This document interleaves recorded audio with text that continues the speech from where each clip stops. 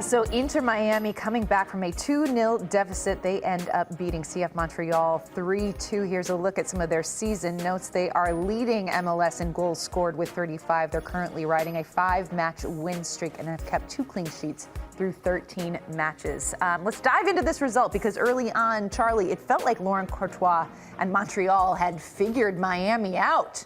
They get the 2-0 lead. Where did this game turn? Well, this is the match that I was going to think Montreal was going to be an MLS match where Montreal comes up with this crazy victory. Because I was going to bet on Miami to win this game, but I didn't because I thought this is MLS. This is the game that is Montreal could MLS absolutely. That would be the most MLSing, 100%. And well, it was Bryce Duke getting on the scoreboard first. And we've talked about Inter Miami's lack of pace in their back line. When they're facing their own goal, you really question them because they play high lines. And at any team, that's the blueprint. Just stretch them. Late runs out of midfield, just play in behind, test their speed.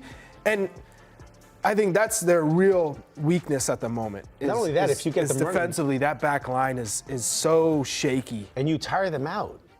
They don't have the legs to play a full 90 if you've got them running back and forth and back and forth. And at 2-0, the thing is, against Inter Miami, when you're playing against a messy side, 2-0 is just not good enough. In this streak of wins, they've conceded in every single game. And it's the same kind of storyline that we've been foreboding that, yeah, they can concede, but they'll score more goals than you. And yeah, with Messi, Suarez, now Matias Rojas, they've lost like 2 pretty important midfielders in Redondo and Gomez, and they've plucked another South American and Farias to add to that. And they've plucked out of nowhere another gem midfielder. But like at Racing, he was good. He wasn't even playing at Corinthians. You've said that about everyone they brought up. Would you say you've literally said the same thing about everyone they brought in? He wasn't even playing, but they somehow. He's a gem. Yeah, he's good. He's really good. Would you rate him over Shankar? The sample size is very small. Matias Rojas was more important to Racing than Chancalay was for Racing. Okay. Much more important. Matias Rojas was a part of the 11 for Racing. Chancalay was more of a role player. I would rate him. In MLS, we have a small sample size, but what this guy has proven out of the gates. He's been incredible. Incredible. So, a Messi-esque free kick from him. And the goal the week before was a Messi-esque shot. 100%. Messi was furious. Yeah, this is interesting what happened here. So because of the new MLS rules, there's an injury protocol that was in place. So Messi had to come off the field and was not able to take the free kick. Meanwhile, Matias Rojas does that. But Messi was not happy about this, Nico. I'm not happy either. I don't like this rule because you have a situation like this. That why should you be punished? I understand that the rule is in place to curb time wasting and players who embellish fouls. But we have a direct example, and I was getting to fights with people philosophically about the implementation of this rule because you have a team getting punished because of a foul received, because of an infraction from the other team. A foul just enough. When they're not winning either. That's when they're not winning. A foul that doesn't warrant a yellow card, but it's just enough to hurt somebody. And I feel like we're going to get more of these situations. And then 2 minutes is the rule? 2 minutes. Like, why should I be punished for that? The question becomes, because they tested this in MLS Next Pro, the question becomes, can the rule be taken advantage of? They were under the impression that if you put in this yellow card stipulation, where if the foul stipulates a yellow card to the player that committed the foul, that you don't have to sit out for 2 minutes. But can it be taken advantage of? This, I don't think, was on purpose, but I think we're seeing the blueprint of how this rule can be taken advantage of. If you can somehow make a player's, foul a player where they're not injured and you don't get a yellow, but they stay down, they go down for more than, 15 seconds or 10 seconds? Then they have to be out for 2 minutes.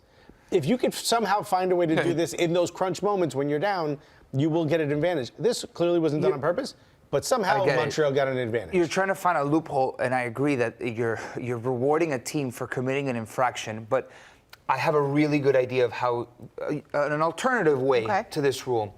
you can add time wasted during the 90 minutes. You can add time at the end of the game in this thing called added time. The fourth official will hold up an electronic scoreboard and show how many minutes are added on to the end of the game to make up for time wasted during the game. Great rule. Can I add on top of that one that actually doesn't exist?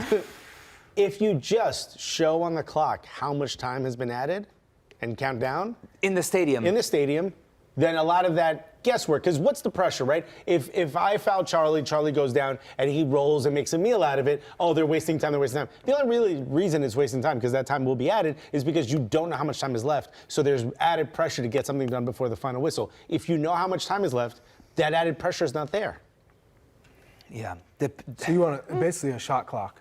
Not a shot clock. Show how much time is added. For stoppage time, I'm saying, and you. No, a shot clock is Transparency. do something before this. This is if 4 minutes and 4.5 minutes have been added, show 4.5 minutes. If the guy has to adjust the clock because somebody's wasting time, You can. add it on top. You can.